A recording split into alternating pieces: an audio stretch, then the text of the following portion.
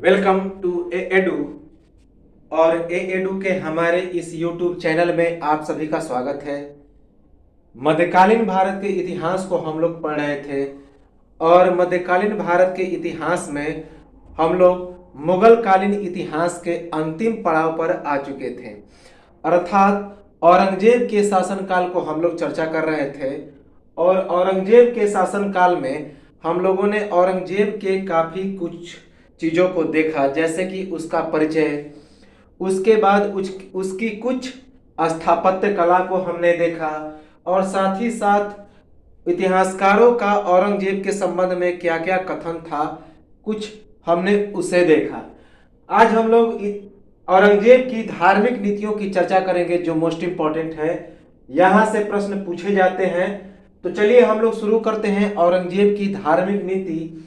सबसे पहले मुगल साम्राज्य 1526 ईस्वी से 1707 ईस्वी तक था। हालांकि इसके आगे भी मुगल साम्राज्य रहते हैं, लेकिन नाम मात्र के। औरंगजेब का शासनकाल 31 जुलाई 1658 ईस्वी से लेकर 3 मार्च 1707 ईस्वी को, जब 3 मार्च 1707 ईस्वी को उसकी मृत्यु हो जाती है दक्षिण के अहमदनगर में, जब वह सिखों के विरुद्ध जब वह शिवाजी के मराठों के विरुद्ध अभियान करने जाता है। उसी दरमियान 25 बरस तक वह दक्षिण में ही रह जाता है और वहीं पे दक्षिण के अहमदनगर में उसकी 3 मार्च 1707 ईस्वी को मृत्यु हो जाती है। तो यह था औरंगजेब का शासनकाल। तो चलिए हम लोग शुरू करते हैं इसके धार्मिक नीतियों के बारे में। सबसे पहले इस्लाम धर्म के महत्व को स्वीकारते हुए कुरान को शासन का आधार बनाया। तो औरंगजेब ने इस्लाम को प्रमुखता से स्वीकारा और साथ ही साथ जिस तरह अकबर ने जनता को प्रमुखता दिया था, लेकिन उसके विपरीत औरंगजेब ने इस्लाम धर्म के महत्व को स्वीकारते हुए कुरान को शासन का आधार बनाया। अर्थात वह कुरान के अनुसार चलता था, इस्लामिक कानून के अनुसार चलता था, शरीयत के अनुसार चलता था। तो इस्लाम धर्म के महत्व को स्वीकारते हुए कुरान को शासन का आधार बनाया। याद रखेंगे। सिक्कों पर कलमा खुदवाना, नवरोज त्योहार मनाना, भांग की खेती करना, गाना बजाना, नृत्य पर रोक। तो औरंगजेब ने क्या किया? पहले सिक्कों पर कलमा खुदवाया जाता था, अर्थात अपने नाम का एक तरह से देखा जाए तो खुतबा लिखा जाता था, अपने नाम का उपदेश, अपना नाम लिखते थे बादशाह। तो सिक्कों पर कलमा खुदवाना, नौरोज त्योहार मनाना, हमने बताया था कि बलबन ने इसकी शुरुआत की थी, जो जिसमें 19 दिन तक सूरज की पूजा होती थी। तो नौरोज त्योहार को मनाना, भांग की खेती करना, गाना बजाना और नृत्य, इन सभी पर औरंगजेब ने रोक लगा दी थी। तो सिक्कों पर कलमा खुदवाना, नौरोज त्योहार मनाना, भांग की खेती करना, गाना बजाना और नाच गान अर्थात नृत्य, इन सब पर औरंगजेब ने रोक लगा दी थी। याद रखेंगे, इंपॉर्टेंट है। मुहतसिब अर्थात नैतिक अधिकार नामक कानून का गठन। मुहतसिब वास्तव में बड़े बड़े नगरों में सार्वजनिक सदाचार निरीक्षक के रूप में नियुक्त होते थे। तो औरंगजेब ने मुहतसिब अर्थात नैतिक अधिकार नामक एक कानून का गठन किया। मुहतसिब वास्तव में बड़े बड़े नगरों में सार्वजनिक सदाचार निरीक्षक के रूप में नियुक्त होते थे। सार्वजनिक सदाचार निरीक्षक का मतलब होता है कि सभी तरफ सदाचार का नियम पालन हो रहा है कि नहीं, उसको देखरेख करने वाला, अर्थात वह कदाचार के विपरीत विरोधी था। तो मुहतसिब अर्थात नैतिक अधिकार नामक कानून का गठन किया। मुहतसिब वास्तव में बड़े बड़े नगरों में सार्वजनिक सदाचार निरीक्षक के रूप में नियुक्त होते थे। मुहतसिब अर्थात सार्वजनिक सदाचार निरीक्षक। 1663 ईस्वी में औरंगजेब ने सती प्रथा पर प्रतिबंध लगाया। हालांकि सती प्रथा पर प्रतिबंध लगाने की शुरुआत अकबर ने की थी, लेकिन औरंगजेब ने भी 1663 ईस्वी में इस सती प्रथा पर प्रतिबंध लगाने का प्रयास किया। तो 1663 ईस्वी में औरंगजेब ने सती प्रथा पर प्रतिबंध लगाया। सती प्रथा, जिसके पति मर जाते थे वे उनको आग में धकेल दिया जाता था, उसी चिता के साथ। 1668 ईस्वी में अर्थात शासन के 11वें वर्ष में झरोखा दर्शन पर प्रतिबंध, इसकी शुरुआत किसने की थी? अकबर ने। तो 1668 ईस्वी में औरंगजेब ने अर्थात अपने शासन के 11वें वर्ष में औरंगजेब ने झरोखा दर्शन पर प्रतिबंध लगाया। तो याद रखेंगे कि अपने शासन के 11वें वर्ष अर्थात 1668 ईस्वी में औरंगजेब ने किस पर प्रतिबंध लगाया? तो झरोखा दर्शन पे। याद रखेंगे, इंपॉर्टेंट है। तो 1668 ईस्वी में औरंगजेब ने झरोखा दर्शन पर प्रतिबंध लगाया, अर्थात अपने शासन के 11वें वर्ष पर झरोखा दर्शन पर प्रतिबंध लगाया। 1669 ईस्वी में तुलादान अर्थात जन्मदिन पर तोलने की प्रथा पर प्रतिबंध लगाया। तो 1669 ईस्वी में औरंगजेब ने तुलादान अर्थात जन्मदिन पर तोलने की प्रथा पर प्रतिबंध लगाया। तो याद रखेंगे कि इसकी भी शुरुआत अकबर ने की थी। तो 1669 ईस्वी में तुलादान अर्थात जन्मदिन पर तोलने की प्रथा पर प्रतिबंध लगाया। किसने? औरंगजेब ने 1669 ईस्वी में। 1669 ईस्वी में ही अनेक फरमान जारी एवं जवाबित द्वारा संकलन, जवाबित एक कानून था।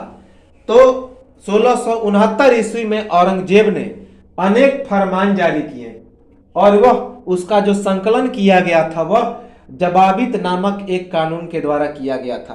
तो याद रखेंगे 1669 ईस्वी में अनेक फरमान जारी किया औरंगजेब ने और उसका संकलन किसके द्वारा हुआ? तो जवाबित द्वारा। तो 1669 ईस्वी में अनेक फरमान जारी एवं जवाबित द्वारा संकलन, इंपॉर्टेंट है, याद रखेंगे। सुन्नी मुसलमान एवं शरीयत अर्थात इस्लामिक कानून में आस्था था। तो वह जो औरंगजेब था सुन्नी मुसलमान था अर्थात कट्टर इस्लाम का था और इसी कारण वह शरीयत अर्थात इस्लामिक कानून को अपने कानून का आधार बनाया। तो याद रखेंगे कि सुन्नी मुसलमान एवं शरीयत अर्थात इस्लामिक कानून में आस्था। तो औरंगजेब एक सुन्नी मुसलमान था, इसीलिए वह कट्टर मुसलमान था और साथ ही साथ उसे शरीयत अर्थात इस्लामिक कानून उसमें पूर्ण आस्था थी। तो सुन्नी मुसलमान एवं शरीयत अर्थात इस्लामिक कानून में आस्था किसे? औरंगजेब को। अकबर की धार्मिक सहिष्णुता की नीति के विपरीत रूढ़िवादी विचारधारा, क्योंकि अकबर जो था वह धार्मिक सहिष्णुता के रूप को अपनाया था, अर्थात वह सभी धर्मों के लोगों को सम्मान देता था। लेकिन ठीक इसके विपरीत औरंगजेब रूढ़िवादी विचारधारा का था, अर्थात यह कुरान और धार्मिक कानूनों के अनुसार चलने वाला व्यक्ति था। तो अकबर की धार्मिक सहिष्णुता की नीति के विपरीत रूढ़िवादी विचारधारा कौन था? औरंगजेब। याद रखेंगे कि अकबर की धार्मिक सहिष्णुता की नीति के विपरीत रूढ़िवादी विचारधारा औरंगजेब का था। भारत को दारुल हर्ब अर्थात काफिरों का देश से दारुल इस्लाम अर्थात इस्लाम का देश बनाने का प्रयास। तो औरंगजेब ने भारत को दारुल हर्ब अर्थात काफिरों का देश, काफिर का मतलब होता है गैर मुसलमान। तो जो अरबी होते हैं वे काफिर कहते हैं गैर मुसलमानों को। तो भारत को दारुल हर्ब अर्थात काफिरों का देश से दारुल इस्लाम अर्थात इस्लाम का देश अर्थात मुसलमान का देश बनाने का प्रयास किया। तो याद रखेंगे कि ये पूछा गया फैक्ट है कि दारुल इस्लाम किससे संबंधित है। तो दारुल इस्लाम भारत को किसने बनाने का प्रयास किया, तो औरंगजेब ने। याद रखेंगे ये फैक्ट आया हुआ है। तो भारत को दारुल हर्ब अर्थात काफिरों का देश से दारुल इस्लाम अर्थात इस्लाम का देश बनाने का प्रयास किया किसने, औरंगजेब ने 1669 ईस्वी में। तो 1669 ईस्वी में औरंगजेब ने हिंदू मंदिर को तोड़ने का आदेश जारी किया। याद रखेंगे कि 1669 ईस्वी में औरंगजेब ने हिंदू के मंदिर को तोड़ने का आदेश जारी किया। इंपॉर्टेंट है, इसे याद रखेंगे कि 1669 ईस्वी में हिंदू मंदिर तुड़वाने के आदेश जारी। 1669 ईस्वी में औरंगजेब ने हिंदू के मंदिर को तोड़वाने के लिए ढहवाने के लिए आदेश जारी किया।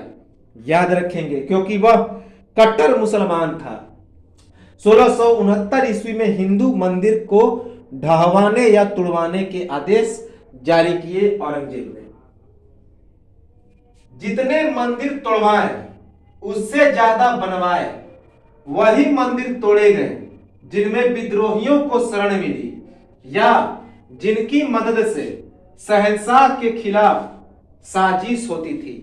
याद रखेंगे, इंपॉर्टेंट है कि औरंगजेब ने जितने मंदिर तुड़वाए उससे कहीं ज्यादा उसने मंदिरों का निर्माण भी किया और उसी मंदिर को तुड़वाया जिसमें साजिश होती थी शहंशाह के खिलाफ या विद्रोहियों को शरण मिलती थी। तो जितने मंदिर तुड़वाए उससे ज्यादा बनवाए भी वही मंदिर तोड़े गए जिनमें विद्रोहियों को शरण मिली या जिनकी मदद से शहंशाह के खिलाफ साजिश होती थी। तो याद रखेंगे कि औरंगजेब ने सभी मंदिरों को तोड़ने का आदेश नहीं दिया, केवल उसी मंदिर को तोड़ने का आदेश दिया जिसमें शहंशाह के खिलाफ साजिश होती थी, मुगल साम्राज्य के खिलाफ साजिश होती थी और साथ ही साथ उसमें मुगल के विद्रोहियों को शरण मिलती थी। तो इसी कारण सभी मंदिरों को नहीं तोड़वाया औरंगजेब ने, और जितने मंदिर तोड़वाया उससे ज्यादा उसका निर्माण भी किया। याद रखेंगे 15 मंदिर तुड़वाए। यह बात किसने कहा, ईटन ने। मंदिर ढहवाने का कारण क्या था, राजनीतिक कारण था। तो ईटन नामक एक इतिहासकार के अनुसार औरंगजेब ने कुल 15 मंदिर तुड़वाए और जो 15 मंदिर तुड़वाया था उसका कारण था राजनीतिक, पॉलिटिकल कारण। इसका कोई धर्म से लेना देना नहीं था, औरंगजेब के धार्मिक नीतियों से कुछ लेना देना नहीं था। तो इतिहासकार ईटन के अनुसार औरंगजेब ने कुल 15 मंदिरों को तुड़वाया और मंदिर को ढहवाने का जो कारण था वह पॉलिटिकल था अर्थात राजनीतिक कारण था, धार्मिक नीतियों से कोई लेना देना नहीं था। दक्षिण भारत का मंदिर कभी नहीं ढहवाया गया। कैथरीन बटलर, तो एक इतिहासकार कैथरीन बटलर के अनुसार भारत के दक्षिण के मंदिरों को कभी ढहवाया नहीं गया। तो औरंगजेब के द्वारा कभी भी दक्षिण के मंदिरों को ढहवाया नहीं गया। यह बात किसने कहा, कैथरीन बटलर ने।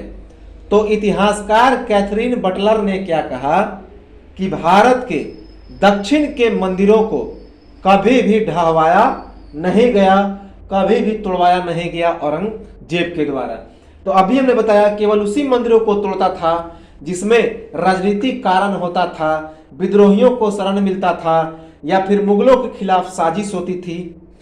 तो दक्षिण भारत का मंदिर कभी भी नहीं तुड़वाया, यह बात कहा इतिहासकार कैथरीन बटलर ने।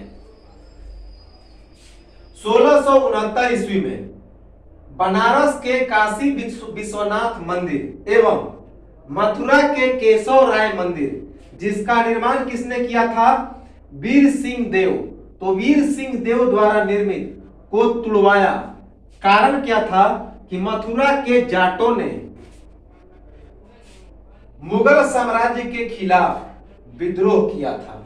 याद रखेंगे कि 1669 ईस्वी में औरंगजेब ने बनारस के काशी विश्वनाथ मंदिर एवं मथुरा के केशव राय मंदिर, तो मथुरा के केशव राय मंदिर का निर्माण किसने किया था? वीर सिंह देव। तो वीर सिंह देव द्वारा निर्मित मथुरा के केशव राय मंदिर और बनारस के काशी विश्वनाथ मंदिर को 1669 ईस्वी में तुड़वा दिया। इसका कारण था कि मथुरा के जाटों ने मुगल साम्राज्य के खिलाफ क्या किया था? तो विद्रोह किया था। याद रखेंगे कि 1669 ईस्वी में औरंगजेब ने बनारस के काशी विश्वनाथ मंदिर एवं मथुरा के केशव राय मंदिर, जो कि वीर सिंह देव द्वारा निर्मित था, इन दोनों को तुड़वा दिया। इसका कारण था कि मथुरा के जाटों ने मुगल साम्राज्य के खिलाफ विद्रोह किया था। कई हिंदू मंदिरों में अनुदान दिया, जिसमें बनारस का जगाम बाड़ी मठ, चित्रकूट का बालाजी मंदिर, इलाहाबाद का सोमेश्वर नाथ महादेव मंदिर, गुवाहाटी का उमानंद मंदिर। ये बात किसने बताया? कैथरीन फ्रैंक ने, एम अथर अली ने और जलालुद्दीन ने। तो इतिहासकार Catherine Frank, M Athar Ali और जलालुद्दीन के अनुसार कई हिंदू मंदिरों में औरंगजेब ने डोनेशन भी दिया था, अनुदान भी दिया था, जिसमें बनारस का जगम बाड़ी मठ, चित्रकूट का बालाजी मंदिर, इलाहाबाद का सोमेश्वर नाथ महादेव मंदिर, गुवाहाटी का आनंद मंदिर, ये सभी शामिल थे।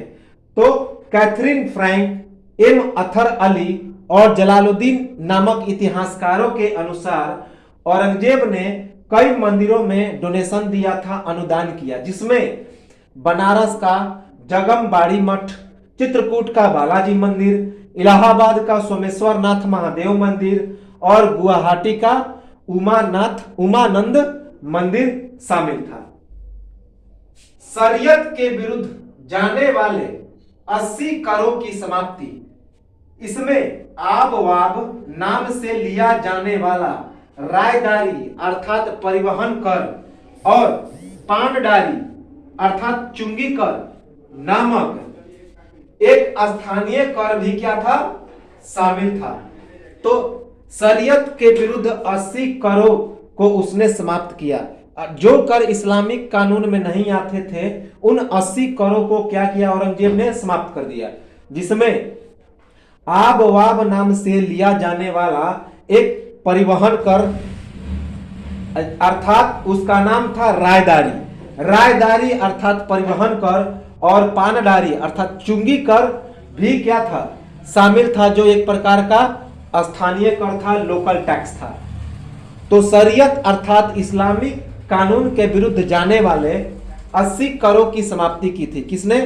औरंगजेब ने, जिसमें आओ वाब नामक लिया जाने वाला एक रायदारी अर्थात परिवहन कर और पानडारी अर्थात चुंगी कर भी क्या था? शामिल था, जो कि एक स्थानीय कर थे। तो याद रखेंगे कि शरीयत के विरुद्ध लिए जाने वाले 80 करों की समाप्ति इंपॉर्टेंट है। कितने कर की समाप्ति? तो 80 करों की समाप्ति, जिसमें आब वाब नाम से लिया जाने वाला रायदारी अर्थात परिवहन कर और पानडारी अर्थात चुंगी कर नामक स्थानीय कर भी शामिल था।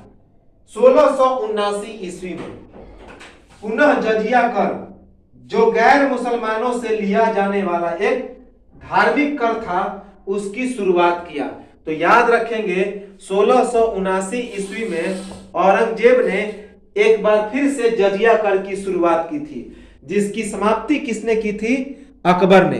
तो अकबर द्वारा समाप्त किए गए जजिया कर को, जो गैर मुसलमानों से लिया जाने वाला एक धार्मिक कर था, तो इसकी शुरुआत किसने की? तो औरंगजेब ने। तो 1679 ईस्वी में पुनः जजिया कर अर्थात गैर मुसलमानों से लिया जाने वाला धार्मिक कर की शुरुआत 1679 ईस्वी में एक बार फिर से औरंगजेब जजिया कर की शुरुआत करता है, जिसे औरंगजेब ने समाप्त कर दिया था। गरीब, बेरोजगार, शारीरिक रूप से आसक्त, ब्राह्मण एवं सरकारी अधिकारी इससे मुक्त 1711 ईस्वी में पुनः समाप्त। तो याद रखेंगे 1679 ईस्वी में अकबर के द्वारा समाप्त किया गया जजिया कर, जो एक प्रकार का गैर मुसलमानों से लिया जाने वाला धार्मिक कर था, उसकी शुरुआत की किसने? तो औरंगजेब ने। इसमें गरीब, बेरोजगार और विकलांग, साथ ही साथ ब्राह्मण एवं जो सरकारी अधिकारी थे इससे मुक्त थे, जजिया कर से मुक्त थे। 1711 ईस्वी में औरंगजेब के मृत्यु के बाद 1711 ईस्वी में औरंगजेब की मृत्यु के बाद पुनः जजिया कर को समाप्त कर दिया जाता है। तो याद रखेंगे कि 1679 ईस्वी में जजिया कर की पुनः शुरुआत करता है अकबर, जो एक प्रकार का गैर मुसलमानों से लिया जाने वाला धार्मिक कर था, इसकी शुरुआत कर देता है। इसमें गरीब, बेरोजगार, शारीरिक रूप से आसक्त अर्थात विकलांग, ब्राह्मण एवं जो सरकारी अधिकारी थे इससे मुक्त थे।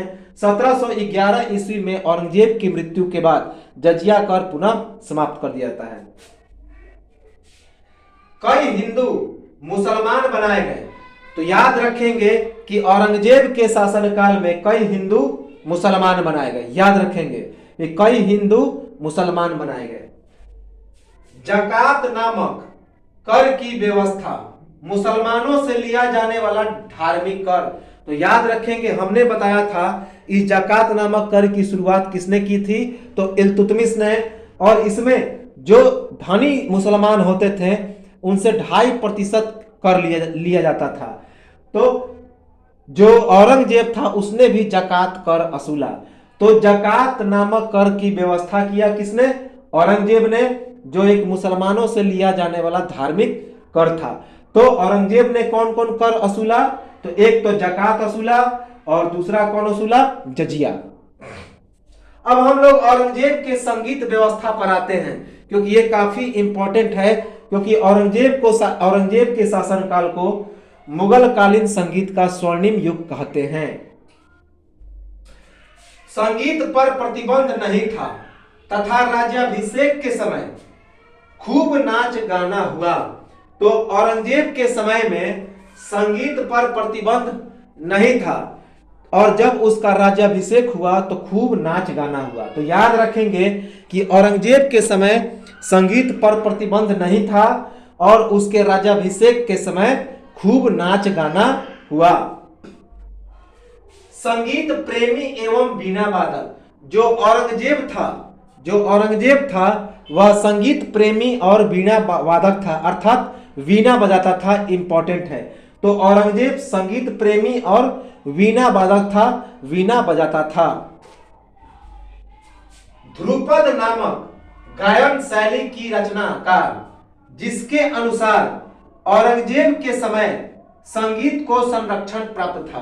तो याद रखेंगे औरंगजेब ने ध्रुपद नामक एक गायन शैली का विकास किया, जिसके अनुसार औरंगजेब के समय संगीत को काफी संरक्षण प्राप्त था। तो इंपॉर्टेंट है, याद रखेंगे कि औरंगजेब ने एक ध्रुपद नामक गायन शैली की रचना की, जिसके अनुसार औरंगजेब के समय संगीत को संरक्षण प्राप्त था, यानी कि संगीत काफी अनिवार्य था। तो ध्रुपद नामक गायन शैली की रचना किसने की? औरंगजेब ने, जिससे पता चलता है कि औरंगजेब के समय संगीत को काफी संरक्षण प्राप्त था। संगीत की अच्छी जानकारी बख्तावर खान द्वारा निर्मित मिराते आलम के अनुसार। तो बख्तावर खान नामक एक लेखक ने मिराते आलम नामक एक साहित्य की रचना की थी। तो उस साहित्य के अनुसार औरंगजेब को क्या था? संगीत की अच्छी जानकारी थी। याद रखेंगे, काफी इंपॉर्टेंट है कि औरंगजेब को संगीत की अच्छी जानकारी थी। यह जानकारी किससे मिलती है? तो बख्तावर खान द्वारा निर्मित मीराते आलम के अनुसार। तो बख्तावर खान ने एक किताब लिखी थी जिसका नाम था मीराते आलम। उसके अनुसार यह जानकारी मिलती है कि औरंगजेब को संगीत की अच्छी जानकारी थी। फकीरुल्लाह द्वारा राग दर्पण नामक दस्तावेज में औरंगजेब के पसंदीदा गायकों और वादकों के नाम दर्ज थे। तो याद रखेंगे, फकीरुल्लाह द्वारा एक दस्तावेज का निर्माण किया गया था जिसका नाम था राग दर्पण। तो फकीरुल्लाह द्वारा राग दर्पण नामक दस्तावेज में औरंगजेब के पसंदीदा गायकों और वादकों के नाम दर्ज हैं। तो याद रखेंगे, फकीरुल्लाह द्वारा राग दर्पण नामक दस्तावेज में औरंगजेब के पसंदीदा गायकों और वादकों के नाम दर्ज हैं। औरंगजेब के शासन काल में 500 साल में फारसी भाषा में सबसे ज्यादा संगीत फला फूला, यह बात कहा कैथरीन ने। याद रखेंगे कि कैथरीन नामक इतिहासकार ने क्या कहा, कैथरीन फ्रैंक ने, कि औरंगजेब के शासनकाल में 500 सालों में फारसी भाषा में सबसे ज्यादा संगीत फला फूला। तो कैथरीन ने कहा कि औरंगजेब के शासनकाल में 500 साल में फारसी भाषा में सबसे ज्यादा संगीत फला फूला। याद रखेंगे, किसने कहा? कैथरीन ने। भारतीय शास्त्रीय संगीत का सर्वाधिक फारसी पुस्तकें इसी काल में। तो याद रखेंगे, मुगल काल के जो औरंगजेब का शासन था, तो भारतीय शास्त्रीय संगीत की सर्वाधिक फारसी जो पुस्तकें थी इसी काल में लिखी गई। याद रखेंगे कि भारतीय शास्त्रीय संगीत की सर्वाधिक फारसी पुस्तकें किसके समय में लिखी गई? तो औरंगजेब के शासनकाल में। इंपॉर्टेंट है, याद रखेंगे कि भारतीय शास्त्रीय संगीत की सर्वाधिक फारसी पुस्तकें किसके काल में लिखी गई? तो औरंगजेब के शासनकाल में। इसी कारण मोस्ट इंपॉर्टेंट है, मुगल कालीन संगीत का स्वर्ण युग कहा जाता है औरंगजेब के शासनकाल को। तो औरंगजेब के शासनकाल को मुगल कालीन संगीत का स्वर्ण युग कहा जाता है, golden age of Mughal periods music. तो मुगल कालीन संगीत का स्वर्ण युग औरंगजेब के शासनकाल को कहा जाता है। याद रखेंगे, अकबर के शासनकाल को साहित्य का स्वर्ण युग, शाहजहां के शासनकाल को स्थापत्य कला का स्वर्ण युग, जहांगीर के शासनकाल को चित्रकला का स्वर्ण युग, और इसके औरंगजेब के शासनकाल को मुगल कालीन संगीत का स्वर्ण युग। तो ये तो था हमारा आज का वीडियो औरंगजेब के बारे में। अगले वीडियो में हम लोग औरंगजेब के शासन एवं प्रशासन की चर्चा करेंगे और अगले वीडियो में हम लोग औरंगजेब को समाप्त कर देंगे। इस प्रकार प्रमुख मुगल जो वंश होगा वह समाप्त हो जाएगा। इसके बाद उत्तरवर्ती मुगल शासक अर्थात जो छोटे छोटे शासक आएंगे जो मेन नहीं है, इसकी चर्चा हम लोग करेंगे। तो एक स्क्रीनशॉट ले लें और सबसे इंपॉर्टेंट कि इसको सब्सक्राइब कर लें ताकि आने वाले वीडियो आपको जरूर मिल जाए और उसकी सूचना मिल जाए, और सब शेयर करें ताकि अन्य लोगों का भी इसको लाभ मिले। तो मिलते हैं हम लोग अगले वीडियो में। एक स्क्रीनशॉट ले लें, तब तक के लिए